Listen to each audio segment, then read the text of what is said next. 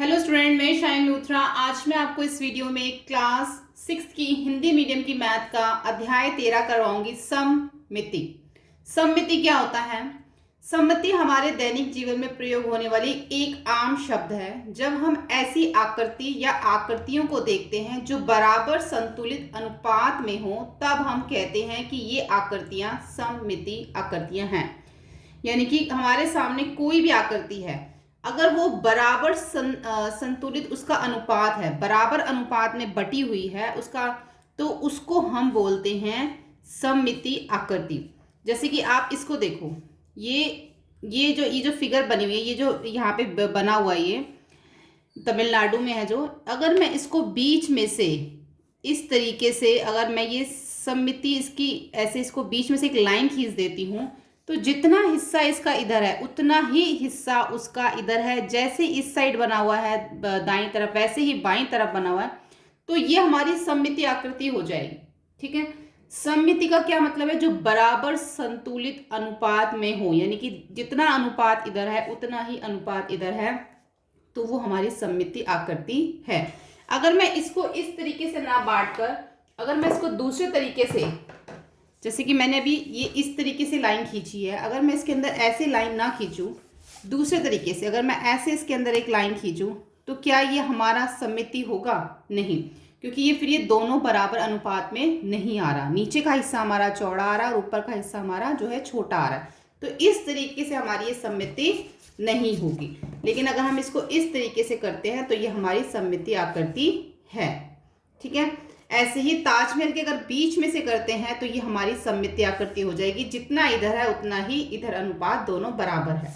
ऐसे ही अगर हम इसको देखें, तितली को देखें और तितली के बीच में से अगर हम करें तो ये हमारा सममिति होगा। ऐसे ही घड़े के बीच में से, ऐसे ही इसके बिल्कुल बीच में से हमने किया, तो जो चीज़ इधर है, जितना हिस्सा इधर है उतना ही हिस्सा इधर है, तो ये बराबर संतुलित अनुपात है। तो हम इसको क्या कह सकते हैं? सममिति कह सकते हैं। कल्पना कीजिए हम एक आकृति को आधे से इस तरह मोड़े कि उसका आधा बायां तथा आधा दायां भाग एक दूसरे के पूर्णतः मिलता जुलता हो, तो हम कहेंगे कि यह आकृति सममिति रेखा उपस्थित है। तो उस आकृति पे क्या है? आकृति में सममिति रेखा, जो ये सममिति रेखा है ये उपस्थित है। हम देख सकते हैं कि दोनों आधे भाग एक दूसरे के दर्पण यानी कि प्रतिबिंब है, मतलब दोनों जो है एक दूसरे में दिखने में क्या है? बिल्कुल सेम है। प्रतिबिंब मतलब जैसा इधर हिस्सा है सेम टू सेम वैसा ही इधर है, तो ये हमारी कौन सी रेखा हो गई? ये हमारी सममित रेखा हो गई। ये हमारी सममित रेखा है। ठीक है। सममिति आकृति का कैसे पता चलता है? तो ये जब हम इसके अंदर एक सममित रेखा खींचते हैं और दोनों तरफ एक जैसे होते हैं, तो वो हमारी सममित आकृति होती है। ठीक है। इसी तरीके से हम जो है आगे जो है इसकी एक्सरसाइज करेंगे। प्रश्नावली आज हम करेंगे 13.1। इसमें भी ये लिखा हुआ कि अपने घर अथवा विद्यालय में ऐसी 4 वस्तु की सूची बनाइए जो सममित हो। हमें ऐसी कोई 4 वस्तुएं बतानी है अपने स्कूल में या घर में जो सममित होती हैं। जैसे आप लिख सकते हो ट्यूब। ट्यूब क्या है? सममित है। अगर ट्यूब इस तरीके से बनी हुई है ऐसे, ठीक है, और उसके बीच में से अगर मैं सममित रेखा खींचूं तो दोनों तरफ हमारी क्या हो जाएंगी? ये हमारी समान अनुपात हो जाएगा। तो ट्यूब को भी जो है हम सममित में रख सकते हैं। शीशा है, शीशा लिख सकते हो आप। बल्ब लिख सकते हो, पंखा लिख सकते हो। तो ये सब चीजें जो हमारी सममित में आ जाती है। दी गई आकृति में कौन सी दर्पण रेखा अर्थात सममित रेखा है? अब इसमें देखो, ये आकृति दे रखी है, एक सममित रेखा हमें ये दे रखी है और एक सममित रेखा हमें ये दे रखी है। तो इन दोनों में से कौन सी जो है वो दर्पण रेखा, दी गई आकृति में कौन सी दर्पण रेखा अर्थात सममित रेखा है? आप इसको दर्पण रेखा भी कह सकते हो, सममित रेखा भी कह सकते हो। दर्पण रेखा हम इसको क्यों कह रहे हैं?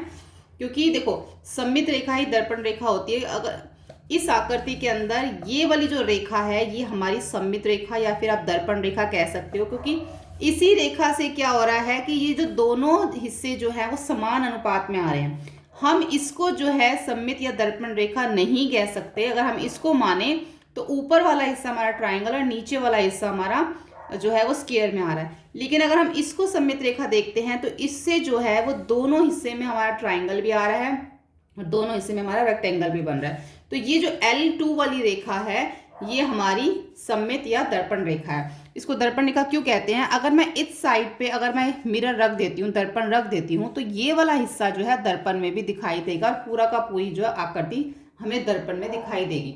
तो ये दर्पण रेखा हो गई।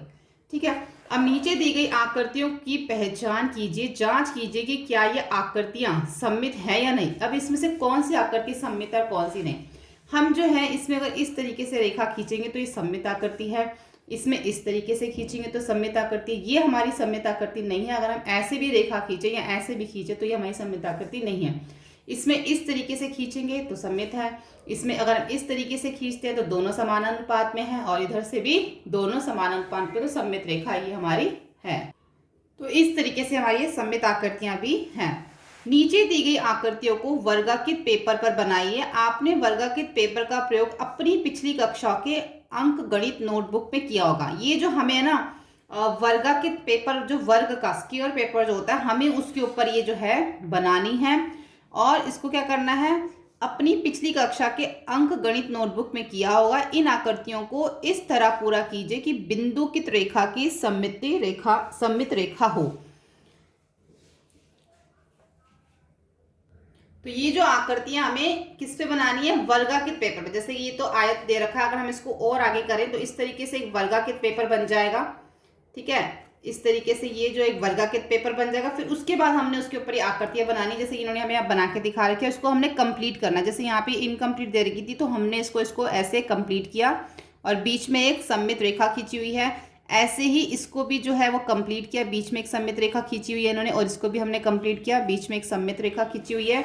और यहाँ पे भी हमने इसको कंप्लीट किया, इसको भी कंप्लीट किया, और ऐसे ही इधर बनाया, और बीच में एक सममित रेखा जो है यहाँ पे खींच रखी है।